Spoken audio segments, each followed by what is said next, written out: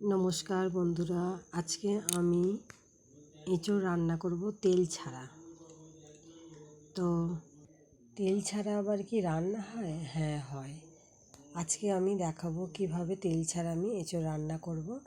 আর এঁচোড় কাটলে অনেকের হাতে আঠা লেগে যায়, সেই জন্য অনেকে এঁচোড় কাটতে চায় না। তো আমি যেভাবে রান্নাটা করব সেইভাবে যদি আপনারা রান্নাটা করেন বা এঁচোড়টা কাটেন, তাহলে কিন্তু হাতে একদম আঠা লাগবে না। আমি দেখিয়ে দিচ্ছি। আমি এখানে এঁচোড়টা কেটে নিয়েছি। একটা এঁচোড়কে আমি 4 ফালি করে নিলাম।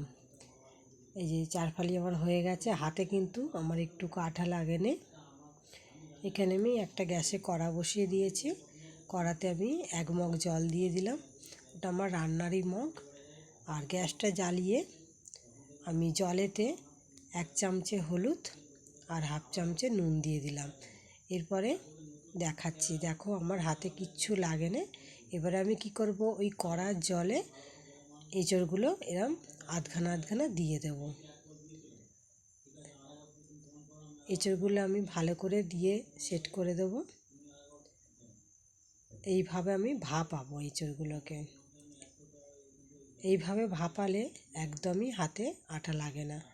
আর আমি এঁচোড় যেহেতু বানাবো, তাই আমি কিছুটা আলু দিচ্ছি।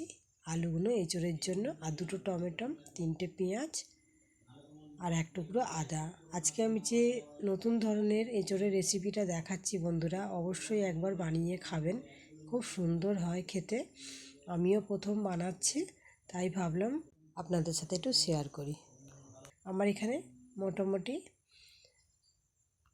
ভাপিয়ে নেব এঁচোড়গুলো। এঁচোড়, আলু, টমেটো, পেঁয়াজ সবই ভাপিয়ে নিয়েছি। এখানে আমি এঁচোড়গুলো তুলে নিলাম। এবারে আলুগুলো সব ছেঁকে আমি তুলে নিচ্ছি। টমেটো, আলু সব আমি ছেঁকে তুলে নিলাম। এই যে নামানো হয়ে গেছে। এবারে এগুলোকে আমি পেস্ট করে নেব। এখানে 2টো টমেটো আলাদা রেখে দিলাম। আর রসুনটা আমি ভাপাইনি, ওটা কাঁচাই দেব। আর এখানে পেঁয়াজ, আদা এগুলো তুলে নিচ্ছি। এগুলোকেও মিক্সারে বেটে নেব। আর এই যে এঁচোড়গুলো ঠান্ডা হয়ে গেছে। এবার কি করব, এঁচোড়গুলো আমি খোসা ছাড়িয়ে কেটে নেব। এইভাবে এঁচোড় কাটলে বা ছাড়ালে একদম হাতে আঠা লাগে না। আর খুব সহজেই খোসাও ছাড়ানো হয়ে যায়, যেহেতু এঁচোড়টা নরম হয়ে গেছে। কোনো কষ্ট হয় না। যারা একদমই এঁচোড় ছাড়াতে চাও না, বিরক্ত লাগে আঠার জন্য, এইভাবে বানাবে, দেখবে খুব তাড়াতাড়ি হয়ে যায়। এখানে একদমই কোনো কষ্ট হয় না এঁচোড় ছাড়াতে বা কাটতে। আমি সব কেটে নিচ্ছি পিস পিস করে, যেরকম আমার সাইজ লাগবে। তোমরা তোমাদের পছন্দ মতো সাইজ করে নিও বন্ধুরা। দেখো আমার মোটামুটি সব কাটা হয়েই এসেছে। এখানে মধ্যিখানে সিটটা বাদ দিয়ে দিতে হয়, তাই আমি বাদ দিয়ে দিলাম। আমার এঁচোড় প্রায় কাটা শেষে হয়ে গেছে। দেখো আমার সব কমপ্লিট এঁচোড় কাটা। এবারে আমি কি করব, মশলাগুলো সব পেস্ট করে নেব। এখানে আমি টমেটোটা পেস্ট করে নিয়েছি। এবারে আদা, পেঁয়াজ, রসুন এগুলোও পেস্ট করে নেব। আমি 1 চামচে জিরে দেবো। এখানে জিরে দিলাম। আর আদাটা একটু আমি কেটে নিয়েছি, কেন আদাটা টুকরোটা একটু বড় ছিল। এবারে পেস্ট করে নেব।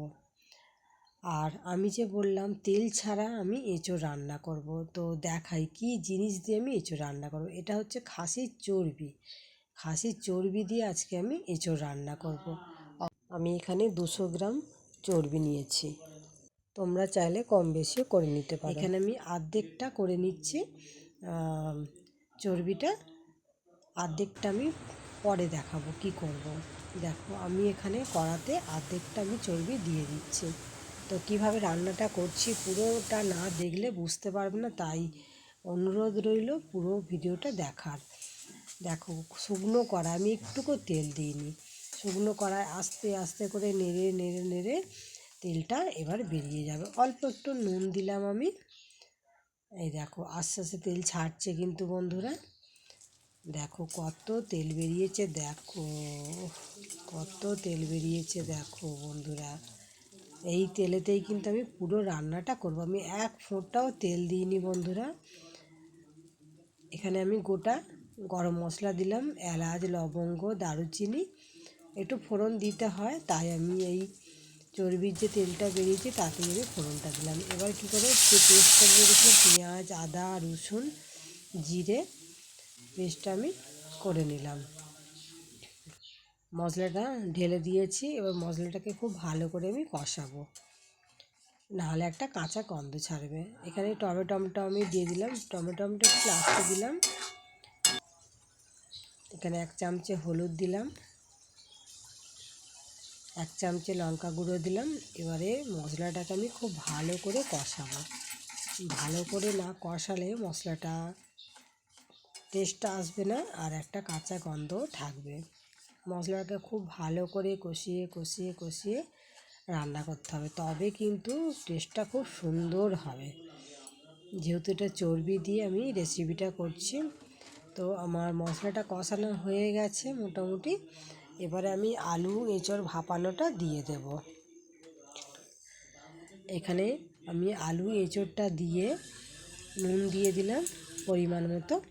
এবারে আমি ভালো করে মশলাটাকে আলু আর এঁচোড়ের সাথে কষিয়ে নেব। ভিডিওটা আমার কেমন লাগছে বন্ধুরা অবশ্যই কমেন্ট করে জানাবেন, আর যদি ভালো লাগে একটু শেয়ার করে রাখবেন। আর আমি তেজপাতা দিতে ভুলে গিয়েছিলাম, তাই আমি এখন দিয়ে দিলাম। আর আমি একটু কাশ্মীরি লঙ্কাও দিয়েছি, ওটা আমার স্কিপ হয়ে গেছে, ভিডিওটা করা হয়নি। তোমরা একটু কাশ্মীরি লঙ্কা গুঁড়োও দিয়ে দিও। আমার মশলা সব ভালো করে কষানো হয়ে গেছে, এবার আমি একটু জল দিয়ে দিলাম। আমি ভাপিয়েছি, তার সত্ত্বেও একটু জল দিয়েছি বেশি করে। আচ্ছা, সেই যে বাড়তি চর্বিটা রেখেছিলাম এবার আমি দিয়ে দেবো। এটা লাস্টে দিচ্ছি কেন, বেশ একটু মাংস মাংস থাকবে, চর্বিটা গলবে না। আগেরগুলো যেরকম তেলে গলে গেছে, এই চর্বিটা খাবার সময় মুখে পড়লে দারুণ লাগবে একবারে, সেই জন্য আমি কিছুটা রেখে দিয়েছিলাম এইভাবে ওপরে দেবো বলে। আর পরিমাণ মতো একটু চিনি দিলাম, একটু স্বাদটা ব্যালেন্স হবে, যেহেতু টমেটো আছে।